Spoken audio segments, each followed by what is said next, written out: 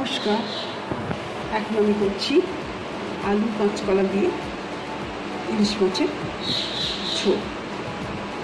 আরে দেখুন, খুব সিম্পল রেসিপি, সামান্য মশলায় এটা আমি করছি। আমি নিয়েছি 8 পিস ইলিশ মাছ, আর নিয়েছি 2টো আলু, 2টো কাঁচকলা এমনি করে কেটে নিয়েছি, আর 2টো লঙ্কা, কাঁচা লঙ্কা ছিঁড়ে নিয়েছি, একটা তেজপাতা দুধ করে নিয়েছি, আর 2টো লঙ্কা গোটা নিয়েছি। নিয়েছি ধনে 1 চামচ, জিরে 1/2 চামচ, আর লঙ্কার গুঁড়ো 1/4 চামচ, আর হলুদ। আর নুনটা আমি স্বাদ মতন দেবো, আর এটা আমি সরষের তেলে করছি। জলটা প্রয়োজন মতন দেবো। আর এই মাছটা আমি একটু ম্যারিনেট করে নিই নুন আর হলুদ দিয়ে।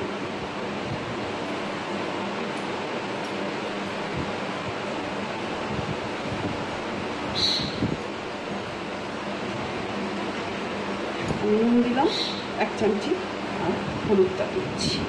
নুনটা আপনাদের অবশ্যই স্বাদ মতন দেবেন।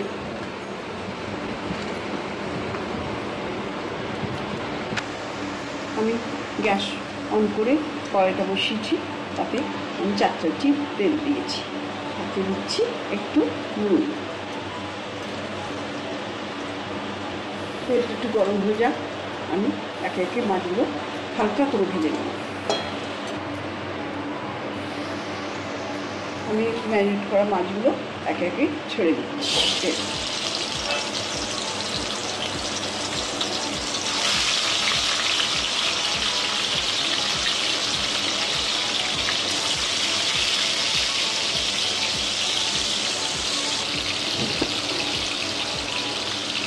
আমি মাছগুলো এপিট করে ভেজে নিচ্ছি, খুব কড়া ভাজবো না, তাহলে স্বাদ নষ্ট হয়ে যাবে।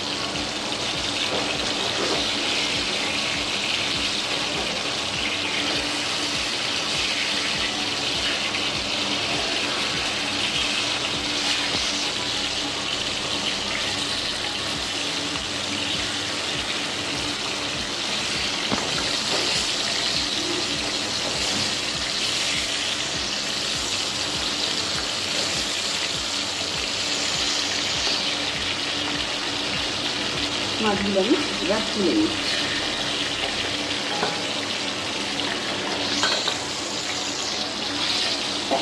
মাছগুলো তুলে নিচ্ছি, বাকি মাছগুলো আমি এইভাবে ভেজে নিচ্ছি।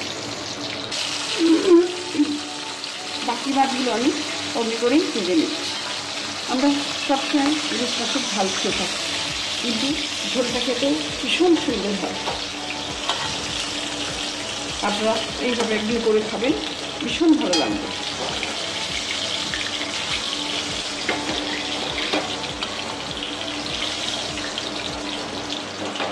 বলতে ভুলে গেছি, আমি 1 চামচি কালো জিরে ফোড়ন দিচ্ছি, ছোটো চামচে 1 চামচি।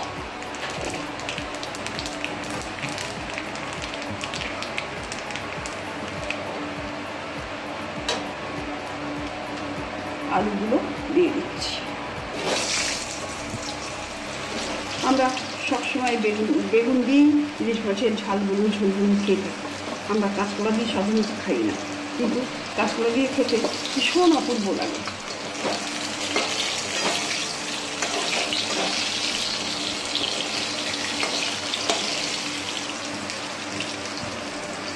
আপনারা প্রত্যেকে শেষ অবধি এই রান্নাটা দেখুন, যদি ভালো লাগে তাহলে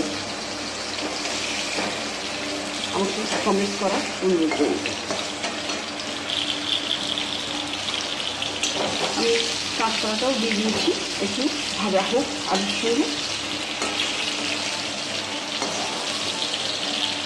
রেখে দিচ্ছি একটা তেজপাতা মিহি ভাগ করে দিয়ে দিচ্ছি, আর 2টো কাঁচকলা এই কাঁচা লঙ্কা দিয়ে দিচ্ছি।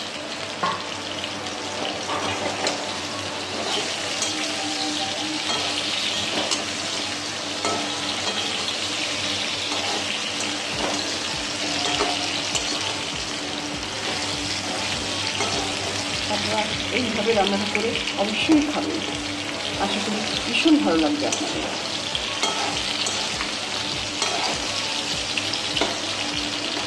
এবার আমি এতে নুনটা দিচ্ছি। আপনাদের স্বাদ মতন নুনটা দেবেন। আমি 1 চামচি নুন দিলাম।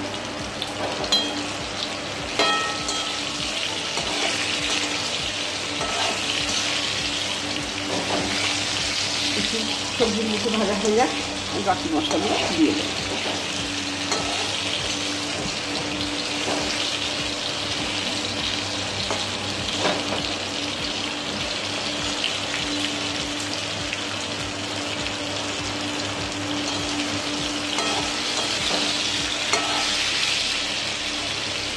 এবার আমি বাকি মশলাগুলো দিয়ে দিচ্ছি। ধনে, জিরে, হলুদ আর গুঁড়ো লঙ্কা।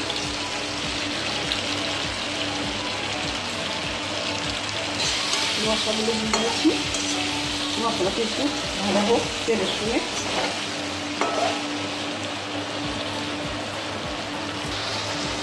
আমি এতে মশলাটা কষানো হয়ে গেছে, আমি 1 গ্লাস জল দিচ্ছি। এটা যেহেতু ঝোল, আমি এতটাই জলটা দিচ্ছি। আপনারা যদি মনে করেন আর একটু ঝোল দেবেন, দিতে পারেন।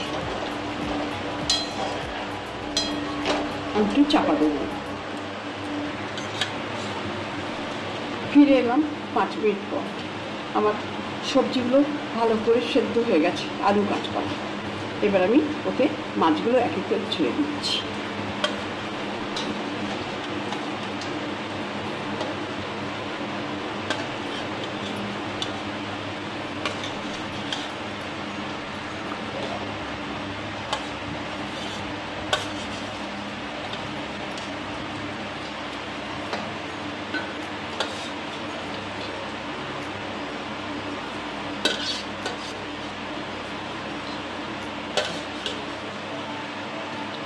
আর 2টো কাঁচা লঙ্কা এর উপরে আমি দিয়ে দিচ্ছি।